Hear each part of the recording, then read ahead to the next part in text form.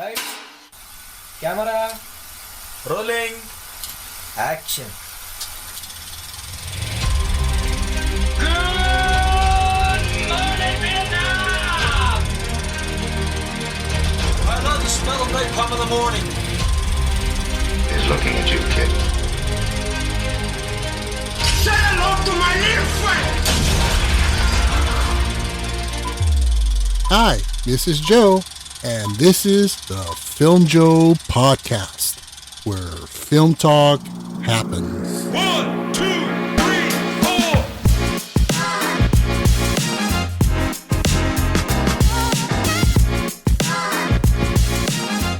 I'm Joe, I'm Daisy. and welcome to the Film Joe Podcast special bonus episodes. And this week we begin our bonus series of the Jaws franchise with Jaws 1. So this is going to be good. One of my favorite films of all time. Mm-hmm. Pretty awesome. Yes. So the Jaws franchise began back in 1975, and it was based on a Peter Benchley bestseller by the same name. Mm-hmm. So basically, this was the birth of the legendary Bruce the Shark, so named after Steven Spielberg's attorney. It has since then spawned 3 sequels, an amusement park ride, and has been the inspiration for countless films then. The novel, it was actually inspired by true events. That was known as the Jersey Shore attacks. Mm-hmm. Not to be confused with the MTV assault with Snooki and DJ Pauly D. Garbage. Garbage, yeah. The actual event took place in 1916. So basically, this film as a whole, it created a whole new subgenre, the shark film. And it was the father of the summer blockbuster film and one of the first high concept films. So this film is a pioneer film on so many levels and just an amazing piece of art. Definitely. Yeah. So the film was directed by Steven Spielberg, and this would be his last in the franchise, as I believe he just wanted to move on and he had nothing further to say. And, rightly so. I mean, where do you go from there? I mean, it was just you create a masterpiece and you move on. Exactly, yeah. Yeah. So on the Film Joe scale, we're going to be rating Jaws on a scale of 1 to 10, yellow barrels. Yellow barrels. Sounds good. Love it. Love it. So what do you say we jump into the water on this one? All right, splash. So you'll never go into the water again.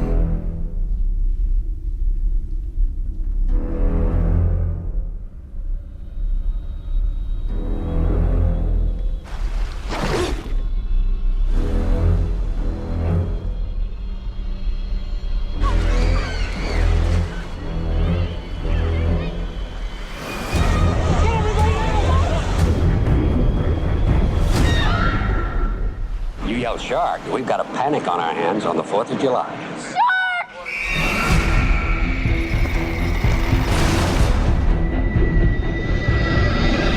When a killer shark unleashes chaos on a beach community off Cape Cod, it's up to the local sheriff and a marine biologist and an old seafarer to hunt down this beast. The film we got here is Jaws from 1975 and is directed by Steven Spielberg. Stars Roy Scheider, Robert Shaw, and Richard Dreyfuss. So I've seen this movie, I'd have to say at least 40, 50 times. Oh, wow. I don't think I've seen it that many times, but yeah, it's definitely, a cool movie to watch, especially during the summer. Yeah, it's definitely a great summer movie. I remember the first time I saw it back in, I must have saw it about 1976. And I remember, yeah, you weren't even an idea at the time. I mean, but this movie was, I mean, it caused it was such a phenomenon. Everybody was into sharks and this fascination. I remember I had a shark a poster on my wall of a dead shark. Dead shark?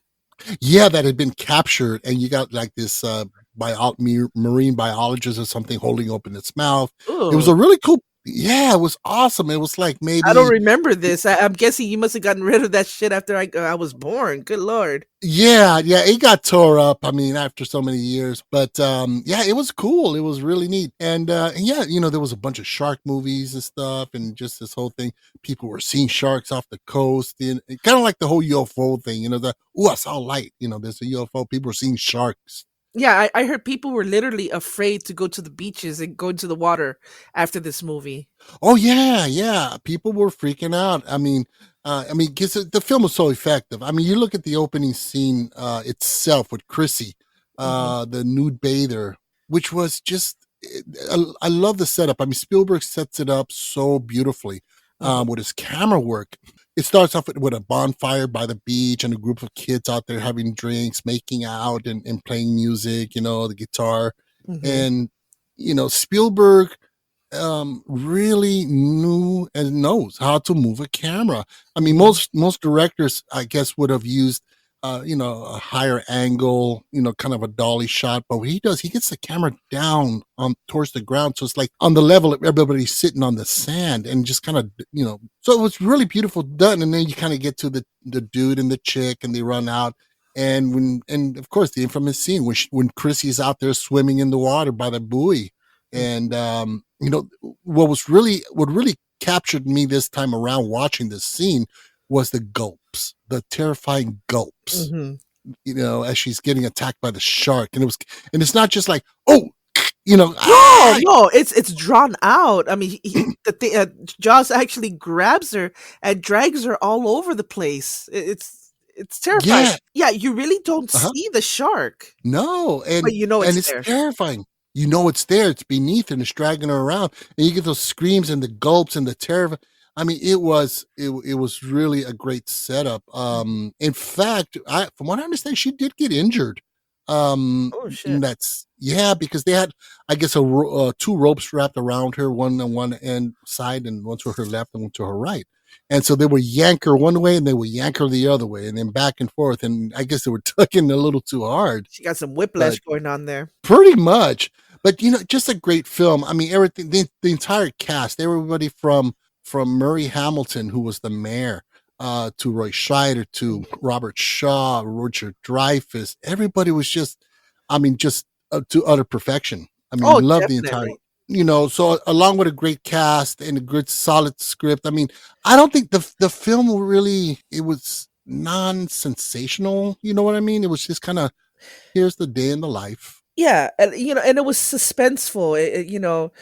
It was suspenseful and terrifying at the same time because like I said, you really don't see the shark, but you know Right. it's out there. You know it's hunting you, and that was the most scariest thing because you don't know where it's gonna get you at what angle. Mhm. It was great. Oh, it was awesome. I mean, look at Alex Kinter, the little boy on the raft. That scene Oh my itself. god. I mean, it was crazy. I mean, I'm watching it, and I guess maybe I never noticed it before, but you just see it off in the distance, and you see the shark grabbing the rat, but you see him just rolling. You see the fin roll and then Hmm. sink under the water, and it was fucking terrifying. And then, of course, you have a shot of Sheriff Brody when he sees this, and you got that crazy focus pull shot Uh huh. where and then everything goes quiet, and then everything, all hell breaks loose. Yeah.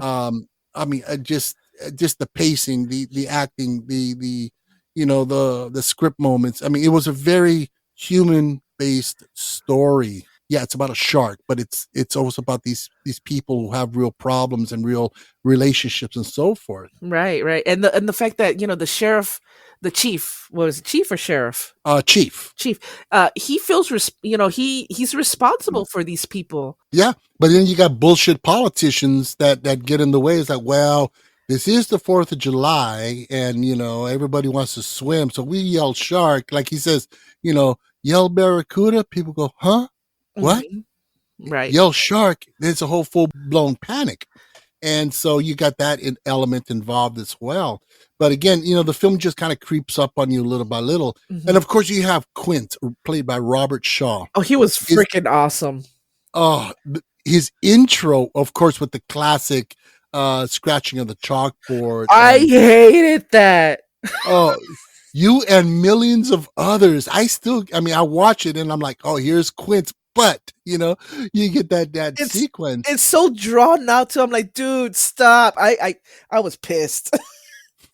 Oh man, but and this whole thing was like, you want this shark? I'll get it for you, but not for this much. For this much, that gives you the head, the tail, the whole thing, yada yada. Mhm. I mean, just a great fucking speech. Robert Shaw was a legend. Yeah. And unfortunately, he passed away soon after. But he did have issues on the set because he was an alcoholic and he was drinking a lot of the times during the filming. Yeah, I heard him and Richard Dreyfuss actually butted heads and didn't Oh like yeah. each other. They hated each other. Oh yeah. Well, Richard Dreyfuss is more of a, I guess a more urban kind of guy. He's not about nature. Now you got this guy. He's just a badass. He's just, Yeah. a bar brawler kind of guy. And yeah, so there was definitely conflict between those two, but they ended up really having a level of respect towards the end.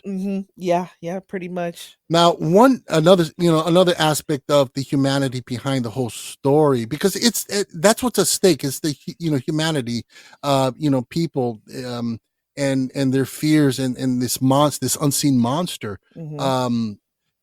One of my favorite sequences is when Sheriff Brody, after these attacks, and he's all upset and he's just withdrawn. Mhm. He's not even talking to his wife, and he's sitting at the dinner table, and his son is sitting with him, Mhm.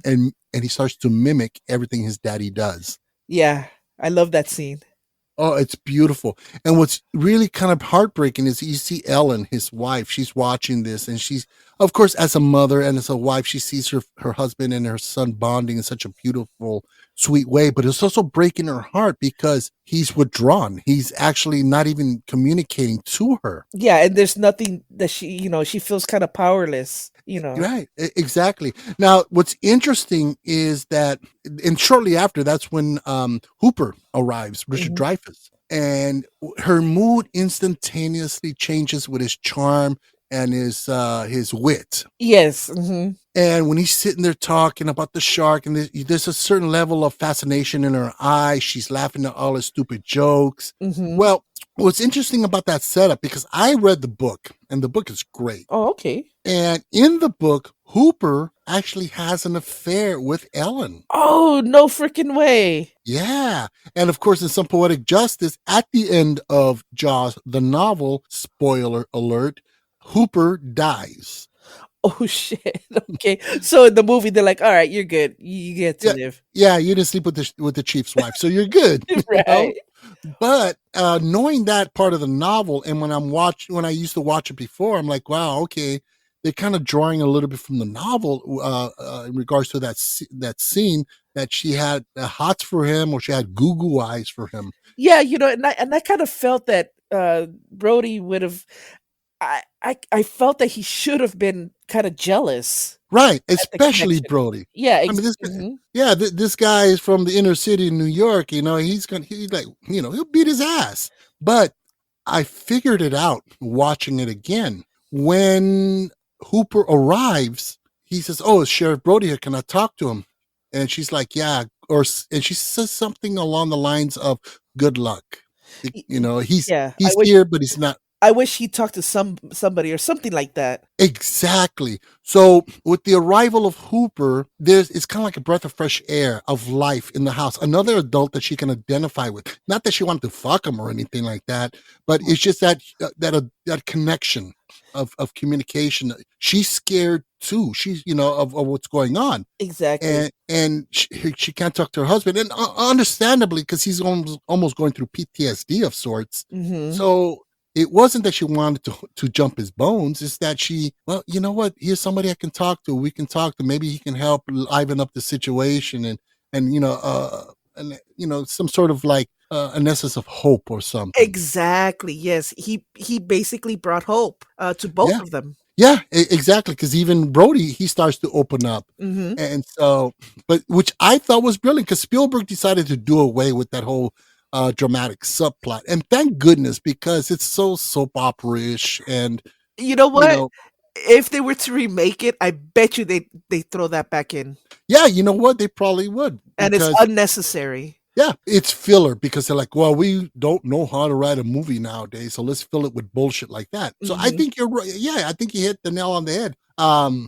They would have definitely, I think, definitely do that. Mhm. Another aspect now, what did you think of I call it the buffet has arrived montage? Okay. Oh, the part where all the boats come in with all the tourists? Yeah, and it's very subtle. I don't know if Spielberg meant it, but it's hilarious. It's like, because he does have a line earlier. He goes, oh no, I think it was either him or Hooper who says, "Yeah, there's no sense of serving all these people up like a smorgasbord." Yeah, basically. And there's a smorgasbord unloading on the boat off these boats, and it was kind of neat, which I really really like. I don't know if Spielberg meant it, but it definitely, if you look at it, It it came does through that come. way. Yeah, not these people, they don't know that they may be getting served up for shark meal. Yeah, and all because of stupid politics. Yeah, because it's it's the 4th of July. People like to swim and so forth. And then the chief gets smacked, he gets slapped by the kid's mother, the little boy that dies. And I'm thinking, dude, that slap should have been reserved for the stupid ass mayor. Yeah. And even when the mayor looks at me and goes, "Oh, it's not your fault," and he goes, "Yes, it is." Like saying, "Fuck you, I shouldn't have listened to your stupid ass." Yeah, exactly. And it's pretty heavy. That was Lee Fierro who Mhm. played Mrs. Kinter, Yeah. and for years, a little sidebar here. She was so well known for that role that people would walk up to her. He goes, "Hey, weren't you Mrs. Kinter?" "Oh, yes, I was." "Can you slap me?" It's funny because apparently she didn't know how to slap somebody. Right. And so they had to do that take over and over and over. And poor Roy Schneider was like, it hurt. Well, he took it like a champ. I mean, he really. In fact, there was one. I believe there's even one take where his glasses fall off. Yep, pretty much. Oh man. Oh, Oh god. you had mentioned that the name of the shark was named Bruce. Yes. Little fun fact. Have you ever seen a little cartoon called Finding Nemo? Yes. Okay, do you remember the part where him and Dory they meet up with these sharks? And they're all part of like some kind of like a support group. Fish are friends, not food. Oh yeah. Well, there's a great white shark there, and his name is Bruce. Oh, okay. And they Yeah. named him after the infamous shark from Jaws. Wow, that is cool. I didn't remember that. That's true. Well, I Uh, had two kids, so yeah, both of them watched that movie to death. right.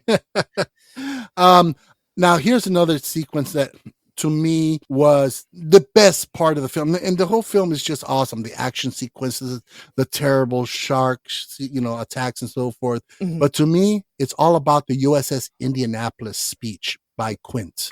Right? Yes, he got deep right there. Oh my God, that was heavy. Which he rewrote that himself because the day before he was doing that scene, he was sloshed. He was completely drunk and he fucked up the take. And so the next day, he told Spielberg, "Give me another shot." He rewrote it. He goes, "I can do this." And boom, One take. in one fucking take. That there is your professional, an amazing performance. Yes. Yeah.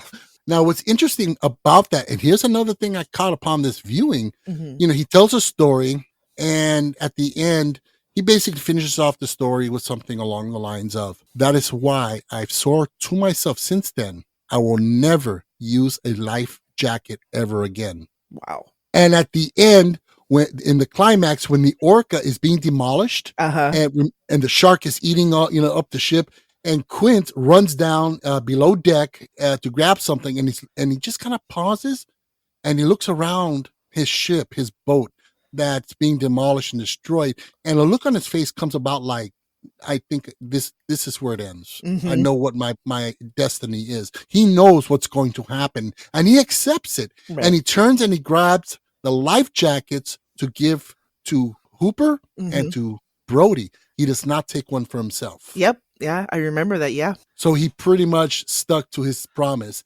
And I did not catch that in any of the 49 other times that I saw this movie. Damn. Yeah. So let's go into some behind the scenes. So check this out. Several decades. This is a beauty. This is a fucking beauty.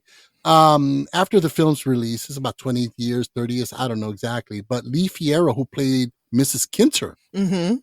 she walks into a seafood restaurant, right? Mm-hmm. And she notices on the menu a sandwich called the Alex Kinter sandwich. And she's like, "Whoa."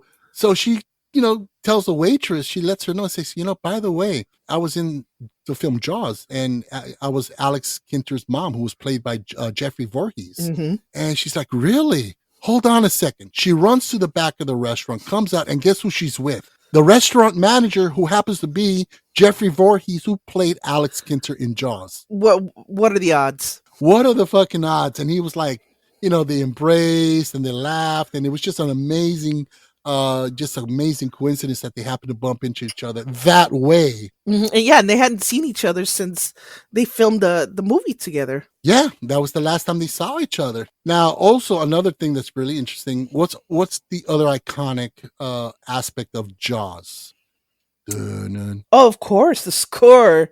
Yeah, by John Williams. Yeah. So a little interesting thing about that, when he was composing the score, John Williams called Spielberg over and said, okay, here, I got something, I'm working on it. Here's what we got.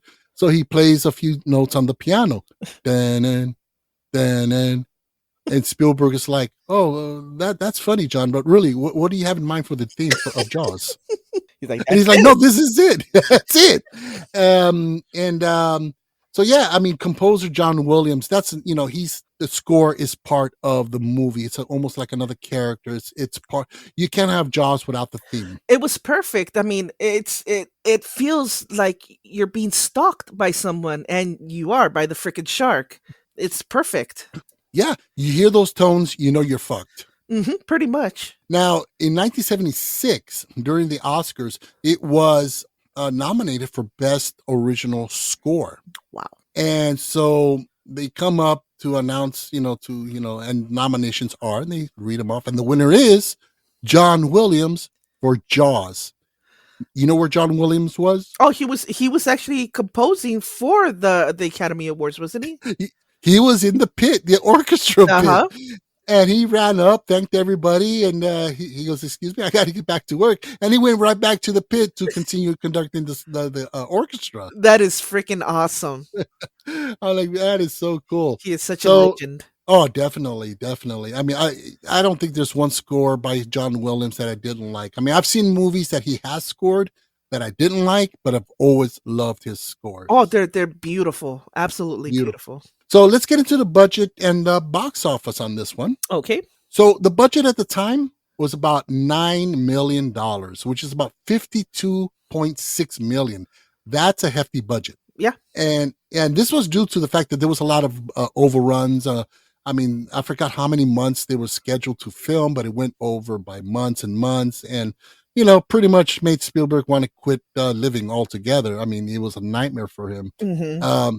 But it paid off, because the box office at the time was $476.5 million. That is amazing. Which is about $2.7 billion today. Yes. So wow. For those films who come out today, we made $1 billion. Suck it. That's not new. Just for inflation, people. Come on, let's get with it. That's awesome, though. Yeah, it was just a phenomenon. And again, it's the kind of film that nobody had ever seen before. No, I mean the shark being the monster of the movie. It was never been done. It was awesome. Yeah, and and of course, a lot of hardcore fans know the story. That as they were filming doing the filming, that the shark, when they created this mechanical shark, it worked just fine in water, but it was not ocean water. It was not salinized water. So it really would malfunction on a regular basis. Oh my God. So which is why, because the shark was a pain in the ass. It was being a fucker. And that's why he's like, you know what? I'm going to name him after my attorney. And of course, Bruce became his name. That is so cool. Yeah. And, which is problems that plagued the production even in its sequels. They didn't learn, I guess. No, apparently not. But, the absence of the shark lent to the terror of the film itself. Yeah, exactly. The suspense. Yeah. I mean, you see only from its point of view, and it isn't until the climax that you're really good to get a great look at the shark. And you know what? For the time, it was not bad at all. No, it wasn't. I thought it looked great. Yeah, absolutely. So now let's get into to some of the reviews and scores. Okay. Roger Ebert of the Chicago Sun-Times, he gave the film 4 stars. Yeah, What? and yeah, he called it a sensationally effective action picture, a scary thriller that works all the better because it's populated with characters that have been developed into human beings. Good point. Yeah, and I think that's the essence, is that you really get to know all these characters in a very economical way, and you don't delve too deep into their lives, but just deep enough to know that you got this chief of police who worked in the deep inner cities of New York City as a cop, and he's gonna be a chief in a nice little sleepy town, and you got the shark hunter who has a history, and you just kind of get a cursory feel of these characters just enough Hmm. to get to like them. And I think that's what they worked with here. It wasn't so much their backstories or whatever. What they developed with these characters was their personalities, and the idiosyncrasies and who they were. That's without knowing, like, well, he does this and he does this. It's no, They he's like this. And Yeah, they do that a lot with movies nowadays, and it kind of it would have taken away from the freaking shark. yeah, The fact that exactly. there's a shark that's eating people. Right. So IMDb is sitting at an 8.1, Metacritic 87, Rotten Tomatoes score for the critics 97% with an audience score of 90%. Wow. Yeah, Letterboxd has this sitting at a 4 out of 5 stars. So very well received, and obviously a huge blockbuster of a film. Um, Absolutely. yeah, just an amazing film. And watching it again, I wish I can get deeper into it, but it's just such a beautiful film to look at. The score, the pacing. I just love this film. So let's get into our scores on this. You want to go first? Sure. So, I saw this. I don't know. I honestly don't remember how many times I've seen it. It hasn't been enough, not as much as you. But I enjoyed the hell out of this film. I love the suspense. The terror behind it all. Watching these people play in the water, not being able to do anything. Very anxiety driven. It's for a movie that was made in 1975, I feel that it's aged very, very well. Yes. It doesn't feel old. It's awesome. No. It's like, an old friend. Right. So yeah, I loved it. I'm gonna give it 9. What is it? Yellow barrels? Yes. 9 yellow barrels. All right, nice score. Very, very solid score. Mm. To me, this is a masterwork of suspense and terror. Spielberg, he creates just moments of terror, of suspense. With every movement of his camera, to every beat of his cuts. I mean, he really does give you some really atmospherically creepy moments.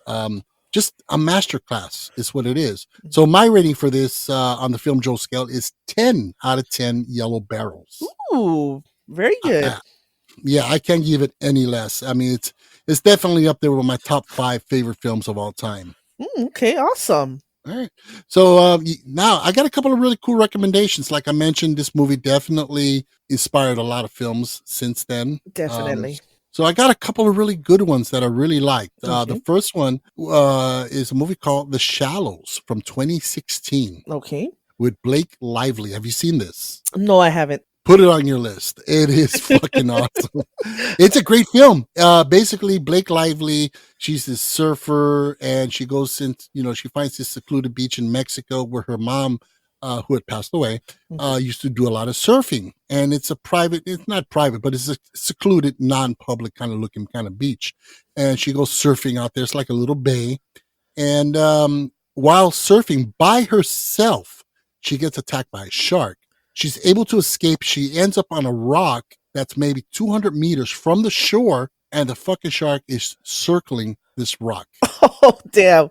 I think you have told me about this movie. I just didn't remember the name of it. Yes, and that's the whole film. And really, really good suspense. And a simple premise. You know me, I'm a sucker for single location, suspense thrillers. And Mhm. it's perfect. Really, really good. Another one I like to recommend, 47 meters down from 2017. Okay, I don't think I've seen that one. Oh, fuck. Put it on your list. It's another. This one is really good. It's it's these two best friends. I don't know if they're friends or sisters. Fuck, I don't remember. But they're in a diving cage, one of those shark cages, Mm-hmm. and they do want to swim with sharks. Mm-hmm. And so they they drop this thing into the water, and oh look, sharks, whatever. The cable fucking breaks, and the cage crashes down 140 meters below the surface, Jeez. and they're stuck there, and there's sharks all around. Oh my God. Yes, it is a nail biter. Really, really good. To me, there's been, like I said, there's been tons of shark movies. Oh, and yeah. some really good, and some really dog shit ones. But these two- Sharknado. Sharknado. Oh fuck yeah. But yeah, I highly recommend those two. Okay, nice. Yeah. Alrighty. So that pretty much brings us down towards the end of this bonus episode. What do you say we start winding this one down? All right, sounds good. Alrighty. So we really hope you enjoyed the show. Please help to support the podcast by giving us a nice 5-star rating or leave us a great review. Another way you can help to support the podcast is simply to follow us on Amazon, Spotify, iHeartRadio, Deezer, Audible, Boomplay, or wherever you get your podcast fix. Also, don't forget to swing on by our Instagram page. We got a lot of cool shit on there. You want to leave us a comment, tell us how we're doing. We'd love to hear from you. Also, we have our TikTok channel. Check that out. We have a YouTube channel where all of our regular episodes drop as well. All these links, they're in our show notes below. We have our link tree. Click on that. All kinds of cool stuff to check out. You can also contact us directly via email to thefilmjoepod@gmail.com. We'd love to hear from you. I will give the final words. Okay. Oh, can I give the final words? You know what? Go ahead. Here's to swimming with bow-legged women. Kazaa. I like that. Cheers. Thank you. That's a good one. All righty. So join us next week as we continue to delve deeper into the Jaws universe with Bruce the Shark in Jaws 2. So with that being said, I'm Joe. I'm Daisy, And this is the Film Joe Podcast. where film talk happens.